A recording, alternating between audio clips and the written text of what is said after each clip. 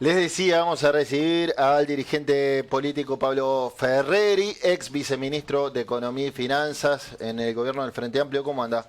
Muy buenas tardes, un ¿Todo placer bien? estar aquí con todos ustedes. ¿Cuál es tu impresión, sobre todo teniendo en cuenta las últimas encuestas? Que gana Uruguay. ¿Eh? Que gana Sí, Uruguay. que gana Uruguay. En la paridad que todos vemos, que habrá, que no, el que gane no va a ganar por demasiado. Las encuestas marcan un favoritismo de Orsi de cara al domingo 24. ¿Cómo la ves tú? Bueno, yo creo que es un escenario muy competitivo y dada esa competitividad, los dos bloques o las dos fórmulas que comparecen al balotaje están haciendo todas sus recorridas, todos sus esfuerzos, y yo creo que está transcurriendo dentro de los carriles que uno espera de un balotaje competitivo, ¿no? Ojalá tengamos el domingo también una instancia de información para todos los ciudadanos con el debate. Y esos votos que están ahí en la franja que todos marcan también, todas las encuestas de indecisos, puedan tener la mejor información disponible para tomar su opción y que libremente en democracia se elija entre dos proyectos. ¿Sos de los que cree que hay dos modelos de país? Porque en las últimas horas escuché a Graciela Bianchi del Partido Nacional y a Betiana Díaz, MPP Frente Amplio, coincidir en el argumento: somos dos modelos de país bien distintos. Y por otro lado, hay mucha gente que no ve mayores diferencias. Recuerdo Martín Pérez Bachero acá decía, son intercambiables, Orsi y Delgado piensan parecido, puedes agarrar una frase, te pregunto quién la dijo y capaz que la dijo Orsi, capaz que la dijo Delgado. Entonces, ¿en qué se basan esos dos modelos de país? Yo creo que ni tan ni muy, o ni muy ni tan. No son lo mismo, son dos proyectos diferentes, se proponen cosas distintas. Cada uno cuando gobernó tuvo orientaciones o sesgos distintos, y eso hay que reconocerlo, porque si no, no habría competencia. Tampoco creo que sea correcto hablar en términos de dos modelos, en el sentido de que se están proponiendo dos cuestiones antagónicas en cuanto a la forma de organizar la sociedad, porque eso tampoco ocurre. Hoy no estamos, a mí me gusta leer mucho de historia, ¿no? Pero por ejemplo, en el mundo de la posguerra, de la Primera Guerra Mundial, empezaron a haber caminos como el de la Revolución Roja en Rusia, que termina con la Unión Soviética, contra un mundo que fue, por otro lado, por el capitalismo, que termina en la década de los 80, mucho después, en el neoliberalismo, cosas antagónicas, proyectos de sociedad diferentes. Yo creo que eso no es lo que está ocurriendo aquí. Hay dos fuerzas políticas o dos bloques, o mejor dicho, dos candidaturas, porque hay más fuerzas políticas, Sí. que presentan orientaciones, sesgos, preferencias, sensibilidades distintas, pero ninguna de las dos presenta algo que sea una ruptura en la forma de organizar la sociedad con respecto a lo que tenemos. Y me parece... Muy importante, ¿sabes por qué? ¿No? Porque a mí me preocupa mucho cuando se dice que Uruguay se juega ahora dos modelos de país, y no es correcto. El país tiene un modelo que es el gran tesoro que tienen los uruguayos. Hay dos visiones de país, dos proyectos diferentes, pero el modelo del país, por suerte, a ninguno de los dos presidentes que pudiera subir se le ocurre cambiar este modelo. Yo estoy de acuerdo contigo. Sin embargo, los propios dirigentes políticos bueno, pero dicen es campaña otra cosa. política, pero no es la verdad. Es faltar a la verdad. Pero por eso yo creo que no es ni que sean intercambiables, porque no son lo mismo, pero tampoco que sean visiones antagónicas al punto de ser cuestiones que alteran la estructura. De hecho, si no hubiera habido una continuidad, a vos que te gusta la Uruguay. economía, no hubiera habido, y es tu métier, no hubiera habido una continuidad macroeconómica que la ha habido. Sí, yo creo que Uruguay debería ir camino a, así como el ejercicio del gobierno por parte de todos los partidos políticos, por lo menos los más relevantes, llevó a que en materia económica la estabilidad macroeconómica y fiscal sea un bien apreciado por todos. A algunos le habrá ido un poquito mejor, otros un poquito peor, pero es algo que está como un hecho dado. Sí. Creo que Uruguay, entre eso cuatro cosas, debería ir a esquemas similares de ciertos consensos, ¿no? O sea, seguridad, educación, algunas materias de inserción internacional. Yo creo que en esas cosas debería haber por lo menos algunas ideas madre que deberían también empezar a darse como dadas, ¿no? Decir esto a 10 días del balotaje probablemente no sea lo más políticamente correcto, pero francamente creo en eso. Bien. Y creo que la ciudadanía de alguna forma dejó un escenario parlamentario donde eso va a ser necesario.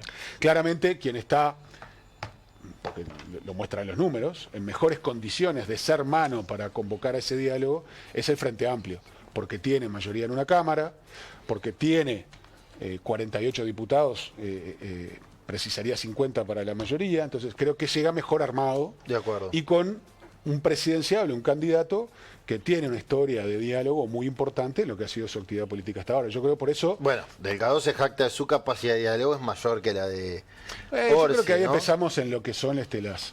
yo soy mejor que vos. Y no sé qué. Bueno, Bueno, pero sí. yo, la verdad, tengo muy buena consideración personal por Álvaro Delgado, pero creo que quien hoy... Es más dialoguista Orsi, ¿entendés? Entiendo que su función pública demuestra eso y creo que el posicionamiento que tiene el Frente Amplio en cuanto a las bancas obtenidas le da una fortaleza mayor para convocar ese diálogo. Entonces, creo que también, en parte por eso, las encuestas reflejan una ventaja no definitiva, pero en definitiva todas las encuestas muestran como favorito al Frente Amplio, con una intención de voto mayor al Frente Amplio. Bien. ¿No? Daniela. Porque además, termino con esto, Sí, César, sí.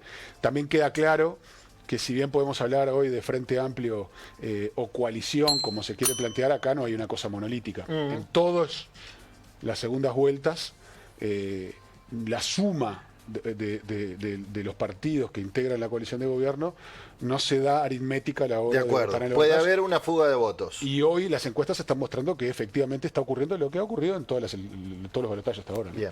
Dani. Sí, como decía Tomás recién, con la economía no se juega, ¿no? Entonces todos sabemos quién puede ser el futuro ministro de Economía en los dos bloques. Es el único y el primer ministro que todos están de acuerdo, que saben quién es, ¿no? Los partidos se acuerdan en eso. Ayer O'Donnell reivindicaba la figura de Astori y decía en la charla que hizo pública ayer en el Expreso Positos, y hablaba de que la reforma tributaria, la estabilidad macroeconómica, incluso la reforma de la salud, nosotros tenemos que deberle a Astori todo eso, ¿no? Y que incluso en los libros de historia va a estar Astori como un gran pensador, como un gran articulador, como un tipo sólido. El MPP ha tenido la mayoría en las elecciones. ¿Esto quiere decir que pone en duda una radicalización de la izquierda dentro del Frente Amplio o con esta mirada de O'Donnell se puede pensar que va a haber una mirada astorista de la economía? Yo creo que ahí hay que remitirse un poco a los hechos. Primero, cuando dicen el Frente Amplio se radicaliza, porque el MPP tuvo una gran votación, bueno, el MPP tuvo más de 400.000 votos. Hablar de algo radicalizado cuando tiene más de 400.000 votos, por lo cual representa a una parte muy grande de la sociedad uruguaya, no parece muy lógico. Segundo, cuando uno mira las principales figuras hoy del MPP, yo puedo decir Alejandro Sánchez, como es Blanca Rodríguez, no veo Yamandu Orsi, no veo ahí ningún radicalismo, y cuando tuvieron que ir a buscar o decir, bueno, para nosotros que el mejor ministro de Economía posible es Gabriel O'Donnell, bueno, la verdad que hablar de radicalismos con ese equipo no parece muy razonable. Yo creo que además Gabriel O'Donnell tiene una trayectoria muy extensa que habla por él, pero en sus declaraciones también ha mostrado bastante claro cuál es el rumbo que pretende seguir, que obviamente en un contexto distinto, porque no es lo mismo el Uruguay de hoy que el del 2005, pero a trazo grueso tiene claramente la misma orientación que tuvo la política de Danilo, ¿no? O sea, y eso lo hablo con propiedad porque yo formé parte de esos equipos, ¿no? Bien. Antonio. ¿Qué tal? ¿Todo bien? ¿Cómo estás? Gustazo. Yo comparto y estamos alineados en muchas cosas que se dicen, pero hay dos proyectos bien diferentes. Y hay dos proyectos bien diferentes. Para empezar, el Partido Comunista ya ha dicho que a O'Donnell no le gusta mucho también, ¿no? O sea... Lo viene diciendo hace rato. entonces está todo bárbaro y yo confío en O'Donnell, pero en la interna del Frente Amplio vamos a ver cómo resulta eso. Pero sí hay hay dos proyectos diferentes de país, porque yo le doy mucha importancia a los programas de gobierno. Mucha importancia, porque es el marco, es el contrato que hace el partido político con la gente y te dice, vos votame. Jamás estaría en ningún lugar, ni nadie hubiera dicho de nacionalizar la SAFAP en un gobierno de Álvaro Delgado. Tampoco está en el programa de Frente Amplio. no está, ni tampoco ningún gobernante de este gobierno lo hubiera dicho, se hubiera animado a decirlo. Tampoco se hubiera animado a decir el ahorro privado que no iba a tener fines de lucro, que nadie lo sabe explicar, ni siquiera el propio Done. Dice, cuando le preguntan sobre esto, dicen no sé. Pero hay un punto que nadie, porque generalmente los programas no se leen, y yo sí los leo, y los leo mucho, y tengo dos preguntas. Desarrollo de la autogestión, dice el programa de Frente Amplio, y yo recuerdo que la autogestión fue el Fondes. El Fondes que fundió que no hubo 70 millones de dólares de pérdida de empresas autogestionadas, de la autogestión, sí, de empresas autogestionadas. No cobramos un mango de todo eso, pero el Frente Amplio dice que va a desarrollar las empresas autogestionadas. Esto fue un invento de Mujica, que inclusive Mujica dice fue mi capricho, porque el MPP sí ya lo vimos gobernar, donde el 30% de las utilidades del Banco República iba para empresas fundidas y para que las gestionaran los empleados. Esto no se devolvió un solo peso de todo esto, pero el programa de Frente Amplio dice que las va a desarrollar. ¿Qué opinás de esto? Bien, buena pregunta. Primero, decir que hay coincidencias, o que debería haber coincidencias en algunos temas macro, y que no hay modelos antagónicos en cuanto a la forma de ordenar la sociedad, no quiere decir que los proyectos sean iguales, son distintos. Y vamos a la frase bíblica, por sus frutos los conoceréis. El Frente Amplio gobernó 15 años, con crecimiento económico sostenido y con una mejora clara de la redistribución de la riqueza. Esa prosperidad fue para todos. En este periodo tuvimos un crecimiento económico esmirriado, igual que en el último periodo del Frente Amplio, pero ese crecimiento económico se dio de la mano de mayor concentración de la riqueza, mayor desigualdad, mayor pobreza, sobre todo mayor pobreza infantil. Entonces, claramente los sesgos son distintos. Los programas son distintos. La elaboración, la metodología, y que eso para mí es muy importante en la vida de los partidos, también es distinto. Yo sé que a ti te gusta leer y que sos serio en eso.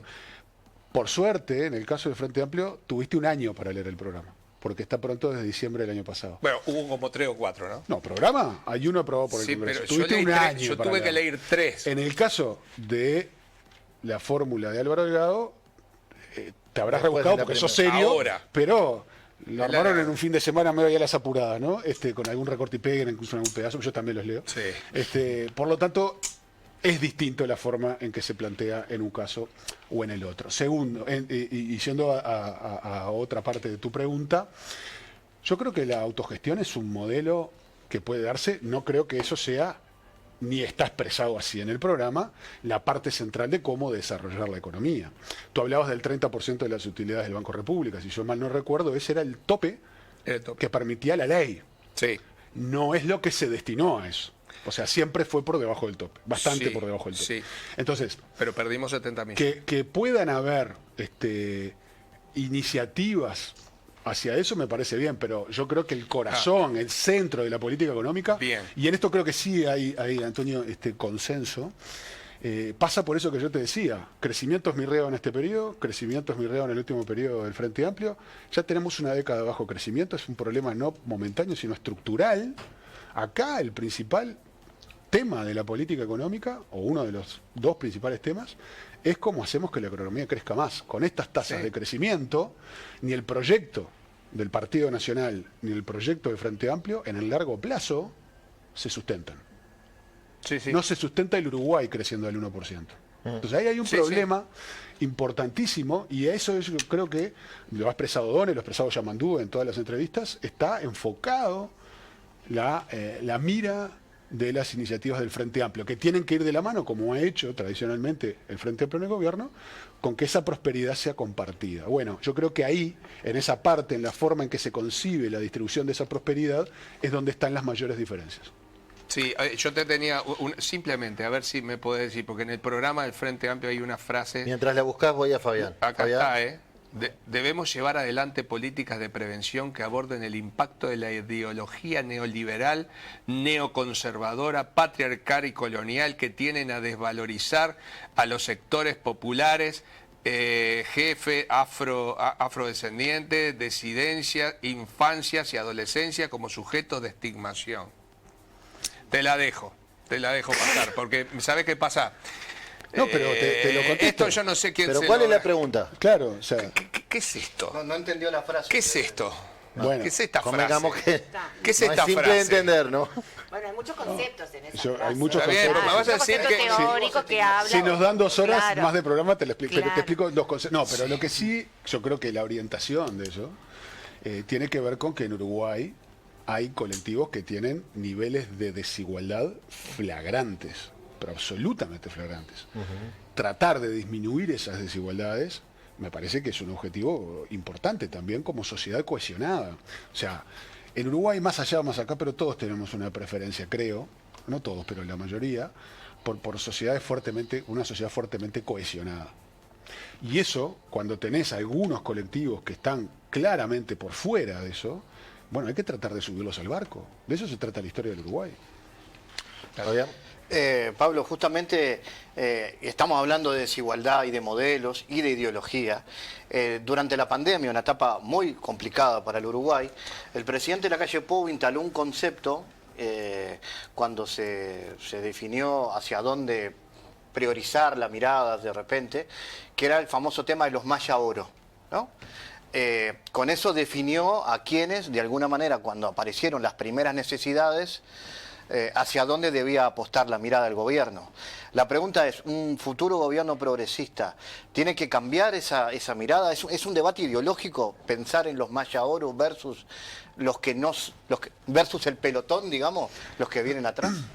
Por seguir con los términos ciclísticos, la calidad de una sociedad se mide no por cómo trata a los Maya Oro, sino por cómo trata el camión de los rezagados. Y no hay evidencia empírica que demuestre que se dan procesos de crecimiento sostenido en el largo plazo en el mundo si no es con sociedades cohesionadas. O dicho de otra forma, las sociedades que han mantenido procesos de crecimiento más estables a lo largo del tiempo e intensos son sociedades cohesionadas. Yo creo que ese es el modelo. Hablando de modelo, es una palabra que a mí no me gusta nada, esto lo aprendí de Danilo, porque modelo implica cosas estancas, cerradas, dogmáticas. Sí. Yo creo que lo que tiene que haber es un rumbo, una estrategia, objetivos a plantearse, y después el manejo de los instrumentos tiene que ser flexible, pragmático, de acuerdo al contexto. Entonces, yo creo que ese es el rumbo a seguir, ¿no? ¿Cómo logramos? Ahí le respondiste también a Maeso, porque estás hablando de esos bolsones que pueden ser personas afrodescendientes, que pueden ser minoridades, que pueden ser personas LGBTQ+. Yo, mirá, te digo, tiene que ver con eso. Gobernamos, por suerte, los dos proyectos en pugna gobernaron hace poco, entonces los tenemos muy comparados. Y hay cosas que no resolvió ninguno de los dos. Un país como Uruguay no puede tener un 20% de pobreza infantil. No puede. Sí. Empezamos a O hacer gente viviendo en programa. asentamientos, los asentamientos. Entonces, yo creo que es importante generar todos los estímulos posibles para que la economía crezca. Y la economía crece porque el sector público genera riqueza. Yo creo que es equivocado decir que el sector público no genera valor, lo genera, pero el motor central del crecimiento de la economía lo da el sector privado. Entonces, hay que generar todo lo posible para que crezca, se desarrolle, genere oportunidades. Dicho esto, como te decía al principio, tiene que ser en un esquema de prosperidad compartida. Porque si Uruguay no atiende a esos rezagados, difícilmente pueda sostener procesos de desarrollo a largo plazo. Ahora, con 200.000 personas viviendo en asentamientos y un 20% de pobreza infantil, estamos liquidados, ¿no? O sea, Pablo, el atraso cambiario lo ha señalado como un gran problema que no ha podido resolver este Ministerio de Economía. ¿Cómo? Perdóname, porque tiene que ver justo lo que acabas de decir, Sí. tiene que ver con lo que iba a decir. Hay incongruencia en la pregunta, porque los Maya Oro son los más perjudicados con el tema del tipo de cambio. Y este gobierno los dejó atrás, cuidando la inflación. Entonces, complementando justamente con lo que ¿Cómo dice, lidiaría un gobierno frentista con O'Donnell a la cabeza para combatir el atraso cambiario? Sí, eso primero una reflexión, ¿no? Tengo también un buen concepto personal de Diego Labat, a quien además me cruzo en la tribuna del campeón del siglo, o sea que no soy. Mirá vos, es de nuestra religión. Cosas religiosas. Bueno, ahora voy a cambiar las preguntas. Pero es un poco paradójico que el candidato Álvaro Delgado ponga énfasis en la competitividad, lo he escuchado hablar muchas veces de eso, cuando propone de candidato a ministro de Economía a quien lideró el Banco Central, que con su política monetaria contribuyó a agravar el atraso cambiario. Generó una baja de la inflación pero con un costo altísimo, que es el atraso cambiario más grande del siglo XXI. Entonces ahí hay como una incongruencia. Bueno, pero a quien me estás poniendo No no pudo ayudó resolver mucho eso. para la competitividad. Y los mayas ahora enojados, ¿no? Sí, Los algunos. mayas ahora enojados. Algunos. Digo por la incongruencia. Pero yo creo que ahí hay que, primero, no hay nadie que tenga una varita mágica para poner el tipo de cambio donde quisiera. Porque, aparte, si nos preguntamos a todos, cada uno va a tener una opinión distinta de dónde tendría que estar. Segundo, si uno pudiera decir lo quiero a tanto, tampoco es lógico que eso ocurra de un día para el otro. Primero, porque no se puede, pero segundo, porque deben ser procesos graduales, porque también hay que proteger, estando en una economía bimonetaria, los ingresos de quienes tienen ingresos fijos en pesos, que son la mayoría de los uruguayos, asalariados, quienes reciben jubilaciones y pensiones, y que, como decía, en una economía bimonetaria muchas veces se han endeudado en dólares. Entonces ahí hay que tener una sintonía fina que permita ir reduciendo ese atraso cambiario, y eso se puede hacer sin perjudicar los ingresos de los uruguayos. Creo que algo de tiempo se puede haber comprado, por decirlo de alguna manera, perdón, no es esa la expresión más adecuada, pero parte de ese problema se mitigó un poco, dado que la relación cambiaria con Argentina cambió radicalmente. Hoy, si uno mira el atraso cambiario más importante o la diferencia de cambio más compleja, la tenemos con Brasil. Entonces, por suerte, ese foco que teníamos con Argentina de alguna manera se ha ido corrigiendo, pero claramente es un tema que cuando nuestros productos se quieren colocar en el mundo es un problema serio, ¿no? Y creo que ahí hay temas de política monetaria que se pueden corregir.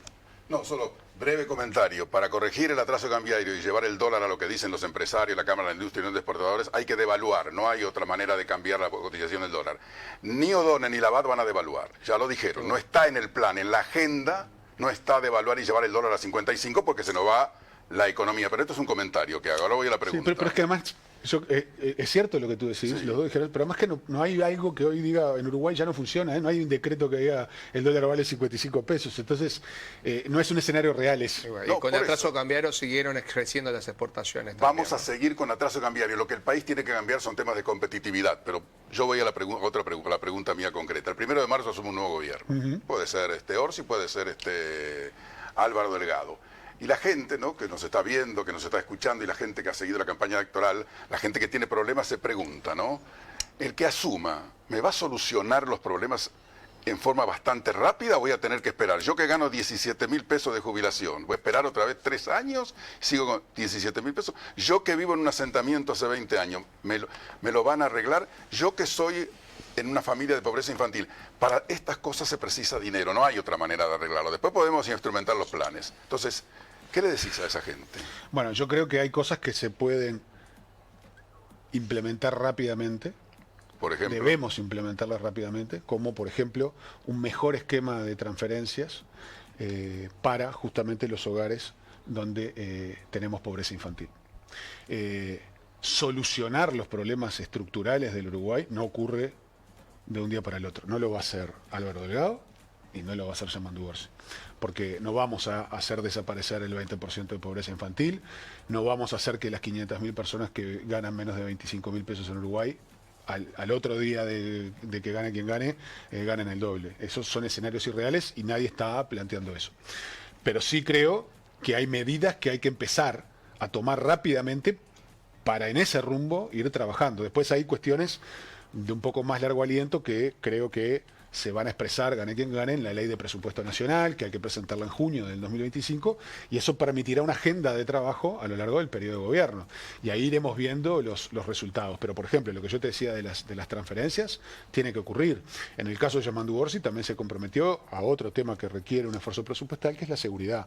Y hablaba de una rápida contratación de 2.000 efectivos más. Bueno, yo creo que eso va a resolver todos los problemas de seguridad de Uruguay. No, pero son medidas concretas que pueden ir permitiendo dar pasos en la dirección correcta.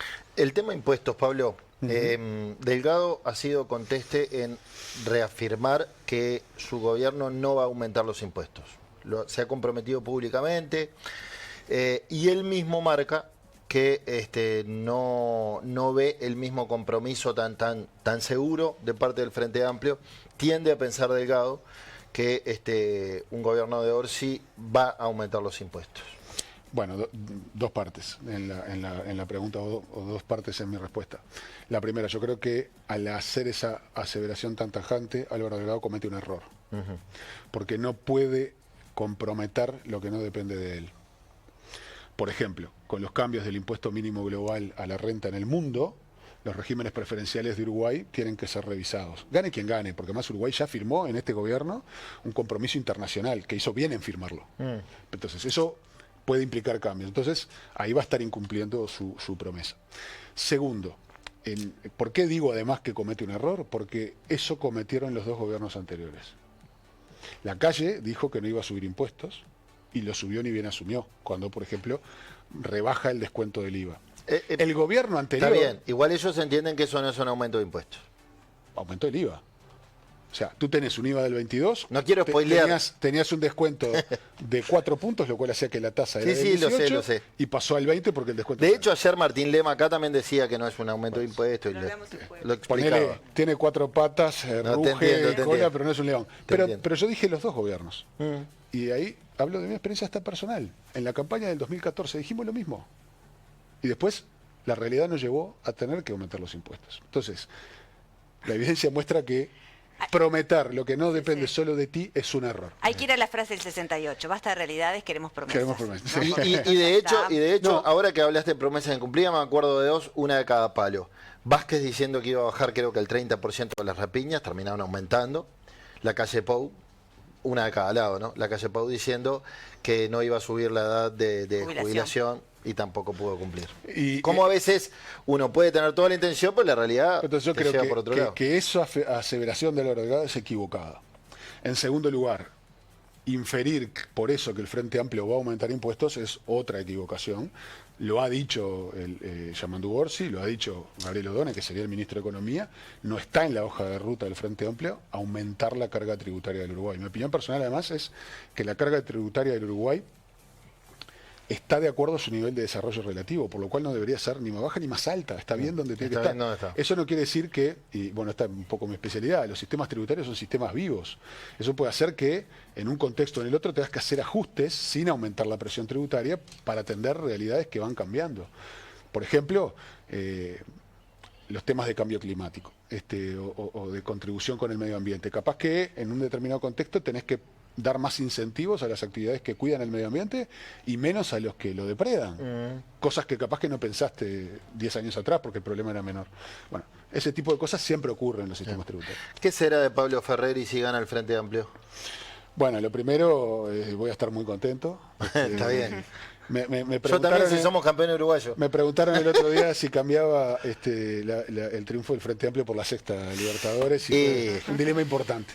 Pero bueno, ahora me queda festejar por el triunfo del Frente Amplio. Después veremos. Yo he sido un militante toda mi vida, he integrado gobiernos, he dado mi apoyo y mi esfuerzo. Pretendo seguir en esa línea, veremos. Pero me dijiste cuando charlamos por WhatsApp hace unos días, coordinando esta entrevista, me dijiste una frase que me quedó picando. Todavía falta mayo. Bueno. ¿Podés ser candidato a la intendencia? El calendario electoral termina en mayo. Sí. En la elección pasada yo tuve aspiración de ser candidato, que finalmente llegamos a un acuerdo para que fuera en ese momento Daniel Martínez. Veremos qué pasa. Falta ir acomodando muchas fichas todavía. ¿Te gustaría ser candidato a la intendencia?